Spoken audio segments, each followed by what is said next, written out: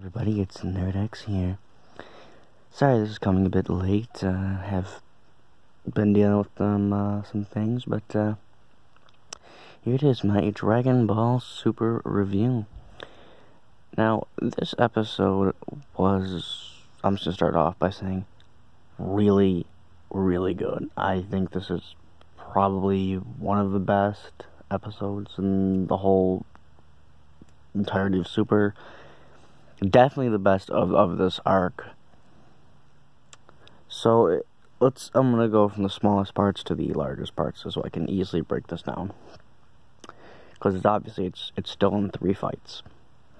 The shortest one that you get to see was Frieza and Dispo, and he's still throwing them through the rocks and dragging them around. And then Frieza just gets up, dusts himself off. He's like, "Is that all you have?" And Dispo's like, "What in the hell? How did you take no damage?" And Frieza's just messing with him. And he starts, firing his death beams, but Dispo just dodges. So that's pretty much the extent of that fight. Nothing else really happened. Next week's episode, I believe, is when that starts to pick up more. And then the next fight, a little more action with that one. Toppo is fighting 17 and Gohan. He's throwing him around. Toppo is just hitting him with dabs. Doing his justice thing. Then 17 has a plan.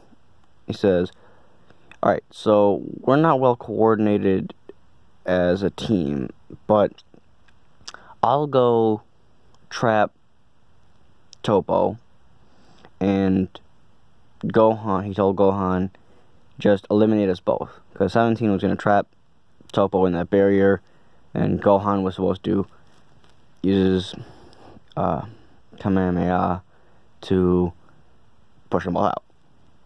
So when he's attacking Toppo, he grabs his arm, 17's arm, and 17 puts the barrier on them both. He traps them. So Gohan gets ready. He does his Kamehameha. So he fires the Kamehameha and hits him right at the edge. He's about to fall off, but then Toppo's like wincing 17's arm, and Gohan pussies out. So he stops the attack, and they both are not eliminated. Gohan.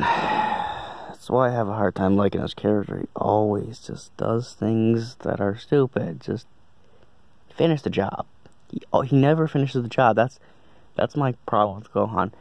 He hesitated against Cell, put everybody in danger. He ended up finishing that one eventually, but put everybody in danger.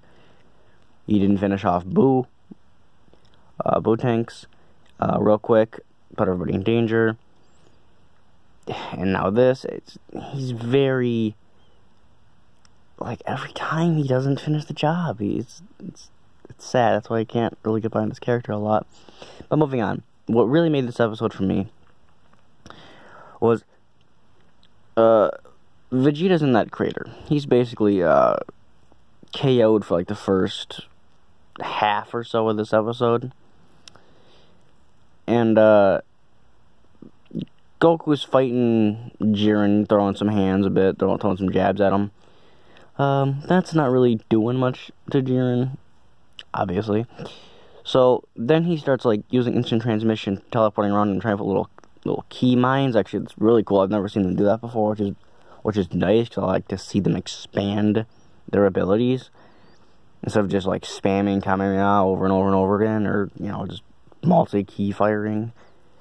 It's nice to see them doing different techniques, which I got to see. I'm more of a Goku fan than I am a Vegeta fan, but Vegeta does have a lot more moves, different moves than Goku, key-wise, key blast-wise, Big Bang, Attack, Final Flash, Gallic Gun. I think he has Shine Shot, or that might be a game exclusive though. Anyways, so yeah, he has a lot of things he can do more. Actually, in the one beginning of Z, he threw a fireball. I'm not really sure what that was about though. Anyways, so he's doing different things. He's teleporting, trying to hit him, using the instant transmission, going in for a hit. When Jiren pushes him back, he just places a landmine, a little key mine, and that's cool. Then he realizes that that's not working, so little Jiren steps on the mine, he jumps up, all of them explode. He realizes he takes no damage. Then he starts firing a bunch of Kenzans, Destructiveness, whatever you want to call it. And Jiren destroys. Well, he fires 5 of them. Jiren destroys 4, throws one of them back.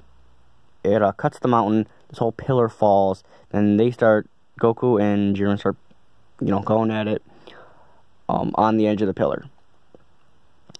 Jiren punches Goku really hard, and Goku falls back. And then right when Jiren's about to look like he's about to finish him, the Kenzan that he sent back comes up, slices the rocks that the pillar they're on over the edge, and then Goku instant transmissions above Jiren, kicks him down, and he is sent off the stage. Stage. And it looks like he's eliminated. And then he hops on the tiny little rocks that fell with him, and he gets back on. That was actually really hype. I'm like, whoa, oh my, because it shows that Goku is actually using strategy, using different moves, and he's actually thinking it through, and it was really good. Then Goku's talking to Vegeta. So, Vegeta's like, that's probably not going to be enough to stop. I mean, Goku was like, yeah, I know. And I guess he set up more landmines. And then Jiren just starts walking through them. Like, there's blowing up, and he's not taking any damage. So Jiren's kind of pissed. So then he starts, just beating Goku down. Like, he's just throwing him around, slamming him through things, punching him. Then he just throws this one punch, and it just basically just knocks him out of blue. He doesn't even hit him, but he just the energy from it, I guess, it was enough to knock him down. And then all the people in the stands like, whoa, what's that? And then Vermad and his Kai over there were like, oh, Jiren, that's just a punch for him. That's nothing. Which I'm kind of curious to see how strong he's gonna be then, if that's just a punch. So that's cool. But then Vegeta's starting to get up, and they're both like, you know what? This is too far. We came all this way. We're not gonna lose now. So Goku goes into Kaioken, and probably maybe 10, 20, I'm not sure. I didn't really actually specify, but I'm just going to say whatever the highest would be for him. I think it's 20, but it could be just 10. I mean, I know that he has went 20, but I don't know if he has the stamina left to do 20, is what I'm saying. Anyways, whatever. Then Vegeta gets... He powers up, and he gets sort of like a new form, I guess. I mean, his hair is darker, it starts glowing, and he looks bigger. The aura is different. It's it's darker. So sparkling and shit. So then they start really going after Jiren, and since they don't work together very often anyways, they're also uncoordinated, but it's throwing him off, and they're actually landing hits. And but Jiren's he's getting hit, but he's taking it. It's not really doing anything to him. It's just kind of more like an annoyance. So Vegeta's throwing some ki blasts at him, trying to hit him, and he's just Jiren's just throwing him away. He's firing his back, and they're just fighting. And it's a really good fight scene. But in the end, it has them both. Goku and Vegeta next to each other, and Jiren across from them. They're about to continue that fight. Whis and the Grand Priest, but both kind of alluded. They're saying Vegeta's new form is like him breaking through his limits as well, or him breaking through his limits too, something like that. So, is this an equivalency to Ultra Instinct? Perhaps. I'm gonna do a video about that, actually, because I think I might know what's happening, but I could be very, very wrong. I do not know what the stuff at Toei is up to, like, half the time, so. Alright. Well, that's been my Dragon Ball Super review. Thank you. Everybody like, comment, and subscribe. Nerdex, signing off.